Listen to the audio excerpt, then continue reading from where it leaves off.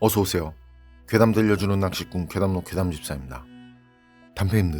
담패님들이시라면 자신을 저주하고 자신 일에 막대한 피해를 준 사람을 용서하실 수 있으세요? 아니, 용서는 물론 그 사람이 필요로 하는 도움까지. 이번 이야기는 일본 괴담 채널에 올라온 일본인 사연자의 기묘한 경험담입니다. 그럼 일본 괴담 채널의 기묘한 이야기, 괴담집사의 시점으로 떨어보겠습니다.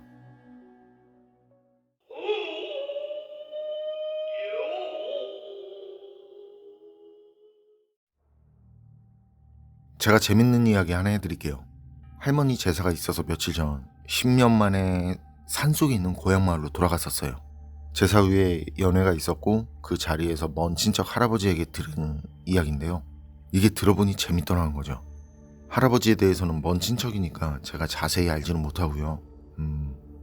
할아버지는 제 고향 마을에서 차로 거의 1시간 정도 걸리는 마을인데 그 마을에서 대대로 온천여관을 경영하고 있다고 하더라고요. 그리고 이 얘기는 그 할아버지가 한창 젊은 시절에 있었던 일이고요.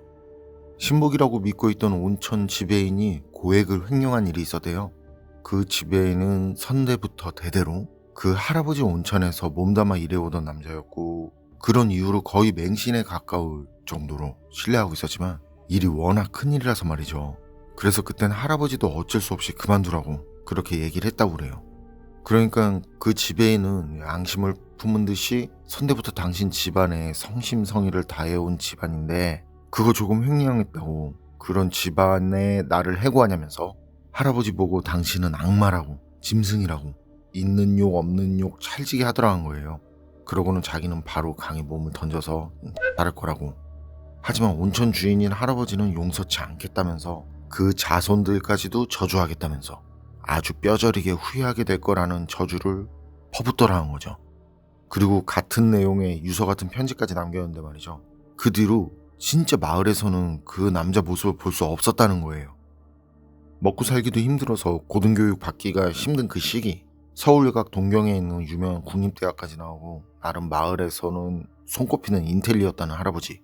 그런 할아버지는 그 사람이 남긴 저주라든지 저주와 관련된 편지를 보면서 이게 뭔 짓거리냐고, 지금 시대가 어떤 시대인데 저주라니 말이 되냐면서 그런 것들을 신경 쓰긴커녕 콧방귀도 뀌지 않으셨다는데요. 하지만 몇 개월 정도 지난 뒤부터 할아버지 온천에서 정말 괴이한 일들이 일어나기 시작했대요. 먼저 여러 종업원들이 한밤중에 온천탕 안에 누군가 있는 듯한 기척이 난다라든지 숙박객이 들지 않는 별채에서 한밤중에 소리가 들린다라든지 옆마을에서 이미 죽었을 지배인의 모습을 봤다라든지 이런 말들을 하더라는 거죠. 그런데 이건 종업원들 사이에서 끝나지 않고 그 이후 숙박객 사이에서도 밤에 자고 있는데 방 안을 누군가가 걸어 다닌다라든지 칠흑같이 어두운데도 불도 켜지 않고 누군가가 변소를 사용하는 기척이 난다라든지 복도가 꺾이는 곳에서 창백한 얼굴을 한 귀신이 자신을 훔쳐보고 있더라든지 방을 비운 사이 물건을 뒤진 흔적이 있다든지 방에 놔둔 물건이 없어진다든지 같은 이런 얘기들과 불만이 나오기 시작했다는 거죠. 게다가 이웃 광산마을 주민들이 주된 손님인 탓도 있어서요. 이런 이상한 일들이 생긴다는 소문은 삽시간에 퍼져나갔대요. 그렇게 되니까 어때요? 온천여관 장사라는 게 신용이 생명인데 다른 건 그렇다 쳐도 물건들이 없어진다고 하니까 점점 손님들 발길이 뜸해지기 시작한 거죠. 거기에 엎친 데 덮친 격으로 운 나쁘게도 지방 시골인데도 신문사가 있어서요. 할아버지 온천에서 일어나는 그 이상한 일들이 기사에 실렸고 이건 나중에 전국지, 주간지에까지 괴상한 산속 여관이라는 그런 제목으로 가십 기사를 냈다네요. 그리고 그 뒤로도 그런 소동은 2년이나 이어졌고요. 그때 할아버지는 진심으로 폐업을 고려했었대요. 속수무책으로 초조한 나날을 보내고 있던 할아버지에게 어느 날 경찰서에서 연락이 왔다고 그래요.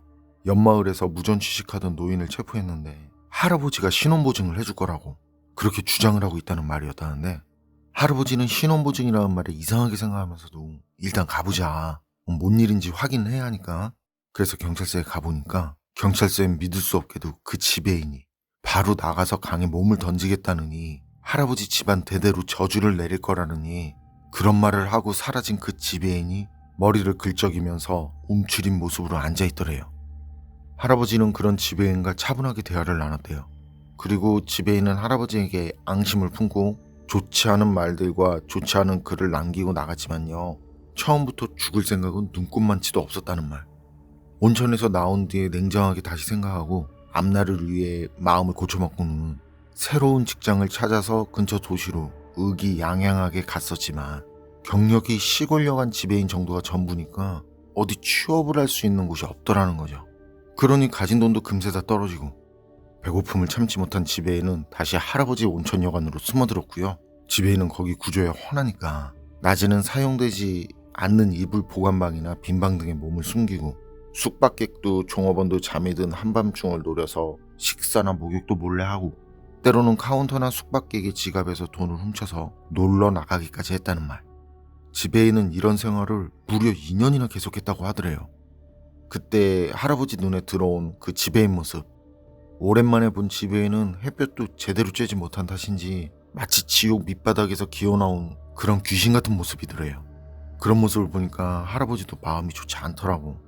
그래서 할아버지는 불쌍하다는 생각 반, 더 이상 상종하고 싶지 않다는 생각 반에 지배인 신원을 보증해주고 가지고 있던 약간의 돈을 전해줬다죠. 대신 이후에는 절대 여관에는 얼씬도 않겠다, 할아버지에게는 연락도 않겠다는 각서를 쓰게 하고 그때 완전히 지배인하고는 인연을 끊게 된 거죠. 그런데 할아버지는 오히려 그때가 더 낫다고, 귀신이 나온다는 말을 사람들이 믿던 시기가 오히려 더 낭만 있고 좋았다는 말을 하시더라고요. 자세한 말씀은 없으셨지만 인생에서 가장 무서운 경험도 그 온천 여관을 경영하면서 경험했었다면서 말이죠.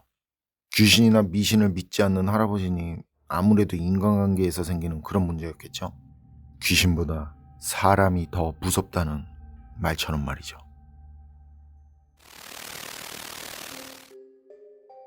일본인 사인자의 이야기는 여기까지인데요. 귀신 나오는 온천이라. 지금이라면 오컬트 여관이라는 타이틀이 붙어서 그런 기사가 나가면 더 장사가 잘 될 것 같기도 한데 말이죠. 어쨌든 사연에서처럼 신의를 저버린 사람 함께하기 힘들죠. 이번 사연도 그런 면에서 많이 씁쓸한 사연이었네요. 단팬님들 주변엔 늘 좋은 사람들만 함께하고 항상 좋은 순간들만 가득하기를 바랍니다. 괴담록 오늘 이야기는 여기까지입니다. 그럼 전 다음에 또 다른 사연으로 찾아뵙겠습니다. 늘 건강하시고 평온하세요. 함께 해주셔서 고맙습니다.